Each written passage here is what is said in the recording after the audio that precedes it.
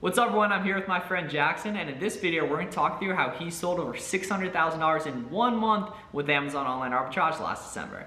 What's up Jackson, thanks for joining me. Of course man, it's good to be here. Absolutely, so Jackson's part of the Miami squad of Amazon sellers we got down here and a super successful seller in his own right with online arbitrage and getting into some wholesale as well. You kind of want to talk through how you got started with Amazon a couple years ago and then the revenue throughout the years? For sure. So I got started with Amazon in January 2022. I used to do sneaker reselling. I used to resell like Jordans, Yeezys, Supreme, all that kind of stuff. And when the resale market for those items started declining, I knew I had to get into something else, right? But I was familiar with buy low, sell high with Yeezys, Jordans, Supreme. And the concept of Amazon just made sense, right? It was the same concept of buy low, sell high.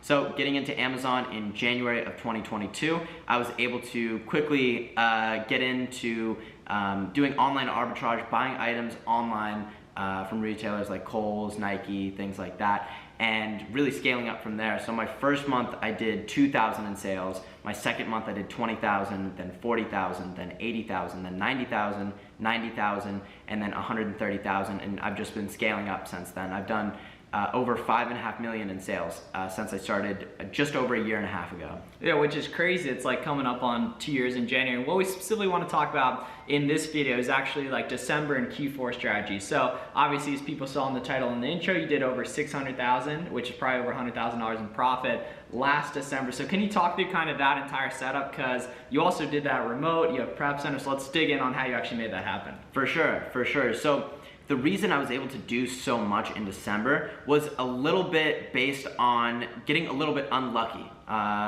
Just saying that, like, I had bought a lot of inventory months before that, and the prep center that I was using was a little bit slow to get items out, right? So they weren't getting everything out as quickly as they should. So items started piling up for a little bit of time, right? It was supposed to be shipped out in November, but it didn't get out until it was like mid-December. My prep center called me and were like, we have a lot of stuff here.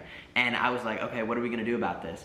And so basically I ended up flying out to the prep center to go see the inventory there, and then I started doing FBM with the inventory there. And I was able to do about $250,000 just in FBM orders in like a 10-day period in like the middle of December.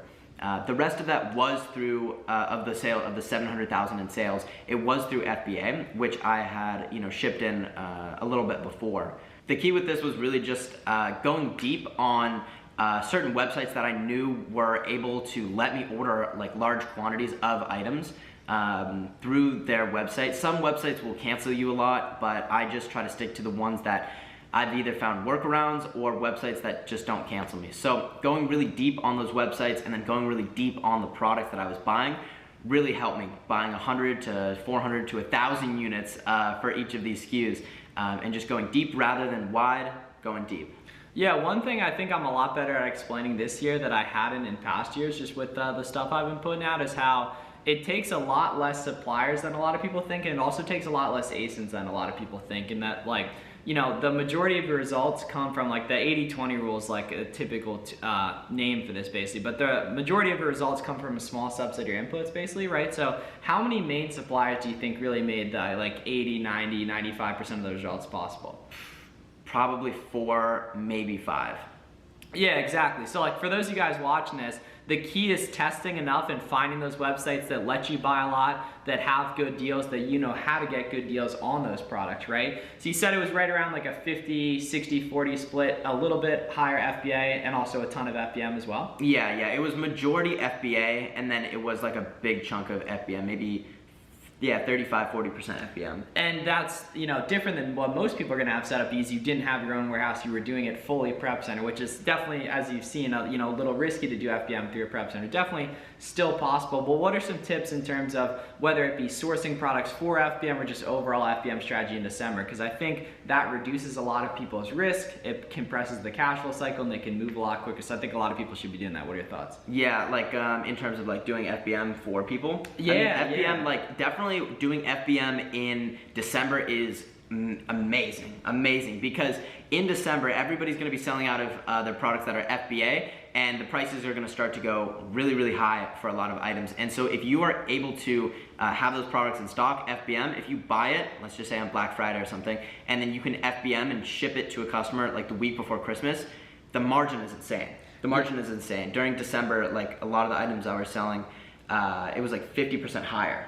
Yeah, exactly. And the cool part is that with Keep on SellerAmp data, everyone watching this can go back and look at those products, right? So what you can do is, you know, if you look at like, you know, the majority of reseller-friendly ASINs, right, you know, a decent portion of them went up in price last December. So what you can do is you can go to those listings, then storefront stock from those listings, and build like spreadsheets and databases of products that performed really well last year, to not necessarily speculate and purchase if they aren't good currently, but to be prepared to source those during Black Friday, Cyber Monday, when those are the cheapest way they are a year. So obviously Black Friday, Cyber Monday is coming up. We're filming this right at the end of October. What are some tips you have for sourcing during Black Friday, Cyber Monday, and Q4 as a whole? Oh, definitely one major tip is to sign up for the newsletters for a lot of websites, right? Sign up for the newsletter, and if you can, use a separate email to sign up for all the newsletters so it doesn't clog your regular email.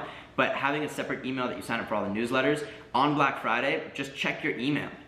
Just do that one thing and you'll see sale, and just go through all the sales, go through all the emails and the sales that you see in there. Just go to those retailers and check out the items that they have. I mean, that's one of the reasons that I was able to buy so much, is just going through all the sales, because I forget all the retailers I buy from, but in my email I can see 20% off, 30% off, 50% off, stuff like that. Yeah, and the nice part too is, like we said, you don't need a ton of, you know, websites or suppliers to like really find a lot of success. You just need certain ones that work really well for you, that you have competitive advantage on, that allow you to order bulk product and everything that goes into that. So one elephant in the room some people are gonna have as they're watching this is, overall, like, you scaled super quick. You obviously had reselling experience, so did I, so you already trusted the model. And obviously using leverage definitely adds risk, but specifically for you, what worked for you in terms of getting extra capital to buy products with on top of just the cash you already had? Sure. So I was able to leverage a lot of credit with Amex. So I used the Amex Plum card and the Amex Platinum.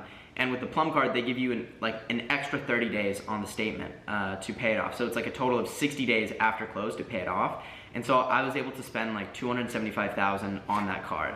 As well as that, I had a loan, I want to say for $144,000 with Amazon, and then I would rack up maybe 50 or 60K on the Amex Platinum card. So definitely, I mean, leveraging credit is certainly useful, but you got to just do things at your own risk. Right, but I prefer to go on, you know, the full send sort of side of things. Yeah, well, obviously you're younger, less responsibility. Now, you know, theoretically, if there was a time to go harder, you know, it would be now. What are some mistakes you made last December that you think, you know, could help a lot of the people watch this, and just obviously helping yourself and your own operation moving forward? For sure, I would say definitely last year I wasn't on top of getting items out as quickly as possible. This did become a benefit because I accidentally held all my items until like the week before Christmas, which sold a lot. But keeping on top of things for shipping it into FBA, I had a lot of items pile up that didn't get shipped in, so my shipments got delayed and I wasn't able to sell things quickly, bills were coming up and stuff like that. But thankfully, it was the week before Christmas, I was able to sell stuff, it was great. But keeping on top of shipments and making sure inventory goes out. Yeah, it's a big thing, is just making sure your cash is turning, because the key here is, right, dude, especially when we're talking about FBM, the faster you get a product listed, not only the faster it sells, but the faster you get that restock order in, and then the third order, because that's really where you make your money, in my opinion, with this stuff. So my bad, Lance. So as people see the title of this video and the stuff we're talking about just thus far, we're destroying a lot of limiting beliefs around the scalability of online arbitrage. I know you've been getting some wholesale mixed in as well, so can you talk about why you've been getting into wholesale, you know, the benefits you see over online arbitrage? For sure. So, I mean, the benefit with wholesale is you're able to just buy items in bulk quantity, right? You can deploy a lot of capital. With online arbitrage, sometimes it gets difficult to spend, you know, large amounts of money in a single day or in a single week. Sometimes sales are dry. It's a really good season coming up with Black Friday, but outside of that, you know what I mean? Like, it's not every day that there's going to be some crazy sale where you can spend large amounts of money. So when you have a large amount of capital, wholesale definitely comes into play by just being able to deploy it. Yeah, and speaking of sales coming up, right, some free game for everyone watch this. You can check out blackfriday.com. They have like a database of sales past retailers have had. That, along with, as Jackson said, having a burner email address, that has accounts and is subscribed to all the newsletters, these different websites, is insanely helpful in terms of getting fed deals. Continue on with just the idea of deals. Overall, a lot of people struggle with making products profitable with online arbitrage. So can you talk me through some of the strategy in terms of obviously sales, coupons, discounted gift cards, and rewards accounts that have used to actually go ahead and make online arbitrage products profitable? Because as any of you guys have known who have done product research, it's very difficult to find products that are profitable, just the advertised price that shows on Google when you look it up. Sure. So definitely being able to, like I said, like prior, is subscribe to the inbox or subscribe to the newsletter of the website, right? Because a lot of times on the website, when you subscribe to their email, like at the bottom of the page, it'll say subscribe to their email. They'll send you a 10% off, 15% off, 20% off coupon. And so that's like one added bonus that you can use, right? You can use Chrome extensions like Capital One or Top Cashback, which will show coupon codes to use on the site as well. And you can test, figure out which ones work. And then in addition to that is using like cashback simply for buying it, right? So you can use coupon, cashback, and then discounted gift cards, right? Discounted gift cards you can buy on Top Cashback, Rakuten, Card Cash, websites Raise. Like that. Raise, yeah, Raise is good.